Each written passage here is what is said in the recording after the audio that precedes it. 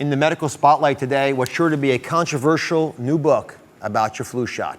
Today's guests are asking a highly charged and controversial question. Why does the U.S. government allow a toxin to be added to one of your most common medicines? The toxin is mercury. It's found in Thimerosal.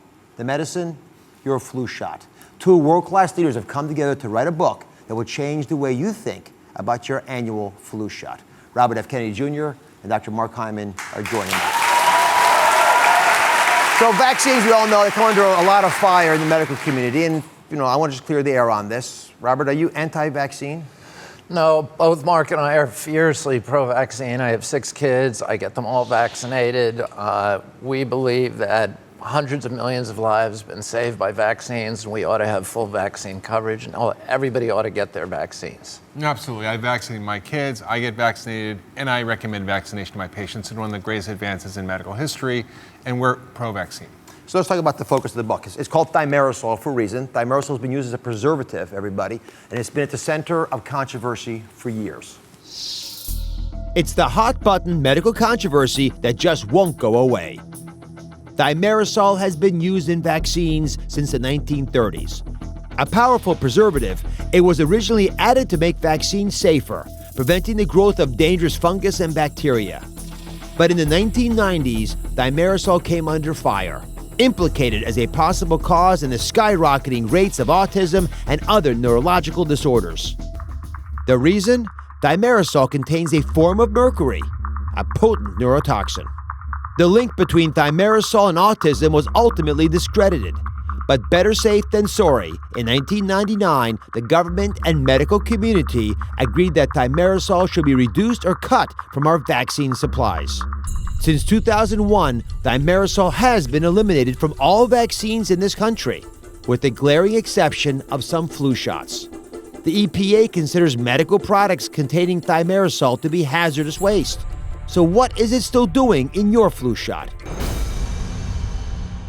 Dr. Hyman, why is it in the flu shot? It was taken out of all the other vaccines. Well, due to an abundance of caution, the government, the CDC, took Thimerosal recommended that Thimerosal was taken out of all vaccines. The American Academy of Pediatrics, the U.S. Preventive Healthcare Task Force jointly stated that Thimerosal should be taken out of vaccines, and it was. But at the same time, they started recommending increased doses of vaccines for flu for everybody from 6 months old to you die, and that led to the persistence of the Thimerosal in the vaccine supply. So by the time you're a kid, if you look at the doses they're getting now compared to what they were getting on pediatric vaccines, it's an equivalent dose, which is why we're concerned about it. Let me explain what Dr. Hyman's saying. So normally when you go to a doctor's office or a pharmacy to get a flu shot, it comes to you in this nice little vial, and they put the needle into the vial, they pull out what they need to give you, and they give you your shot, right? And then they put that needle in the trash, get rid of it, and then take another needle for the next patient, put it back into that same vial, and pull back. Now, every time a needle goes into that, potentially it could contaminate that vial of vaccine. And then they put the vaccine at the end of the day into the refrigerator to store it for the next day. So we don't want to throw it away, you don't want to waste it. Thimerosal is added, like I'm adding this pigment here, in order to ensure that nothing bad happens to that it's preserved perfectly. So every time a needle goes in there, you can rest assured that what's coming out is not in any way damaged. The question is, does that Thimerosal that they had to add to do that really help you out? And that's the real essence of the battle here, and why was this left in is still a question that no one seems to be able to answer for me. And that's where I think we've got to start dealing with some bigger issues. Robert, Thimerosal, is it in all flu vaccines now?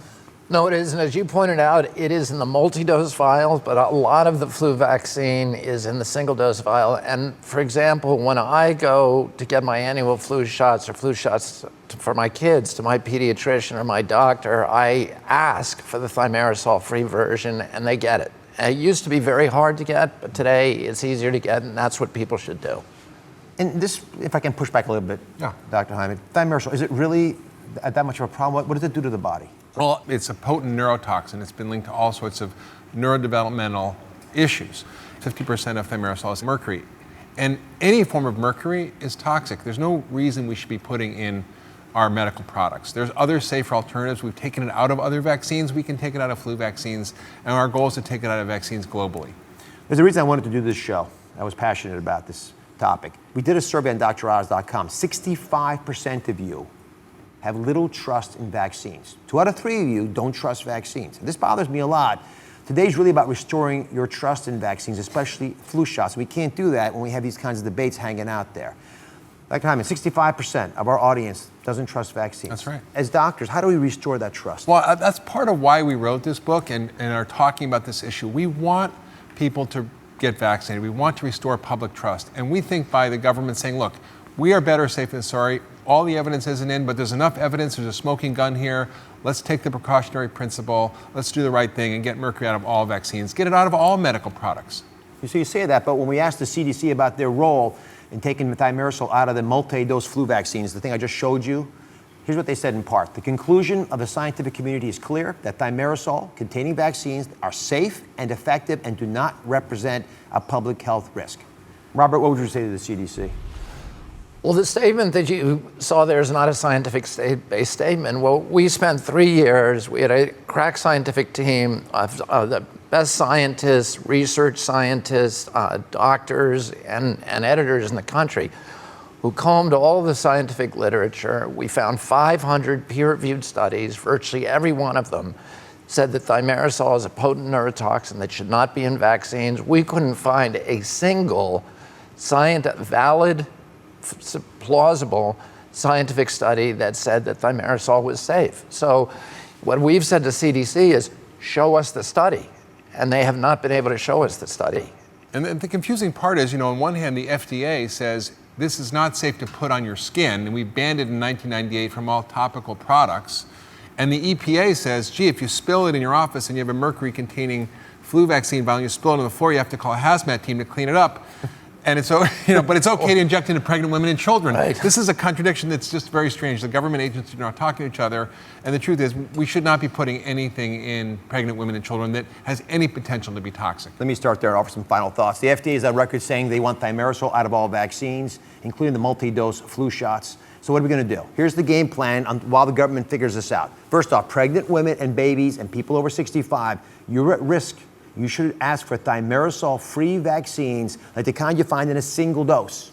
And as for healthy adults up to age 50, it's pretty simple. Consider asking for a flu nasal spray. That doesn't contain any thimerosal. You don't even need a needle. Just put it in your nose, and it's just as effective. Thank you for watching. Don't forget to subscribe and turn on notifications so you never miss out on new videos to live the good life.